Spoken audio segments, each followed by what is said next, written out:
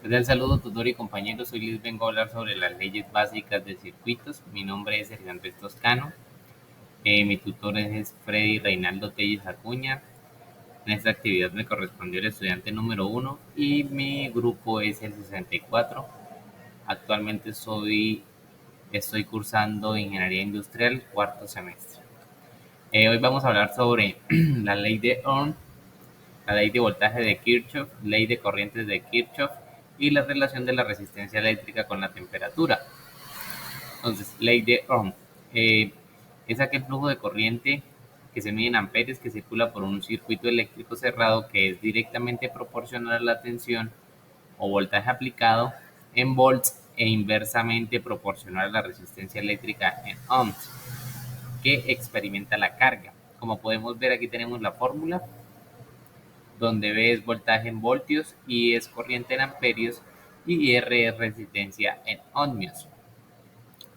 Tenemos la ley de voltaje de Kirchhoff, la cual es aquella suma de las diferencias de potencial o voltajes a lo largo de una malla, contabilizadas en un sentido dado, la cual es nula.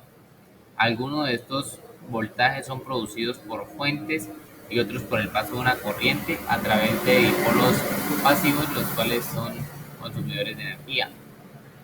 Como podemos ver, aquí tenemos un ejemplo de la ley de Kirchhoff.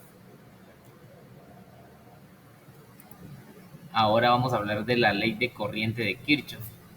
Es aquella intensidad de la corriente eléctrica, la medida del flujo de cargas en un tiempo dado.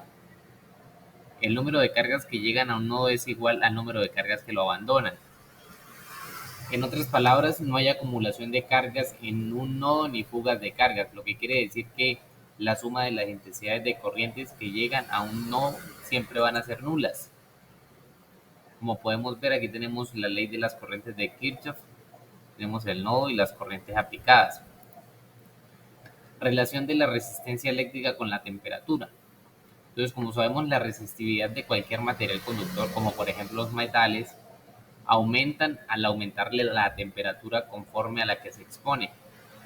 Esto se presenta pues debido a que los iones del conductor vibran con una fuerza mayor, lo que quiere decir que se pasa de un proceso de transformación de energía eléctrica a un proceso de transformación de energía calorífica. Como lo podemos ver aquí, tenemos la ecuación donde RT es resistencia caliente, RO es resistencia a 20 grados centígrados, coeficiente de temperatura y demás. Y tenemos esta ecuación abajo donde RT, que es resistencia del conductor en ohm a cierta temperatura, resistencia del conductor en ohm a 0 grados y demás. Ahora tenemos la pregunta problematizadora, la cual nos dice, a mí me correspondió el estudiante número 1, entonces la pregunta es, ¿en qué consiste un cortocircuito? Menciona y describe un mecanismo protector contra sobrecorrientes. Bueno, pues un cortocircuito pues es aquella descarga que se produce en las terminales, entre dos terminales de un circuito eléctrico, lo cual produce una falla en la resistencia de este, por lo que un aumento en la intensidad lo alimenta.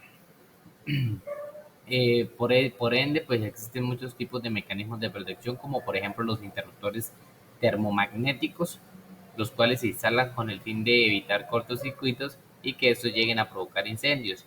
Como podemos ver, aquí tenemos un ejemplo de un cortocircuito donde la intensidad del cortocircuito va hacia la intensidad de la lámpara, y aquí podemos ver cómo la resistencia que encuentra la intensidad en su son los dos, los dos canales conductores, el cual es muy pequeña, como lo podemos ver acá.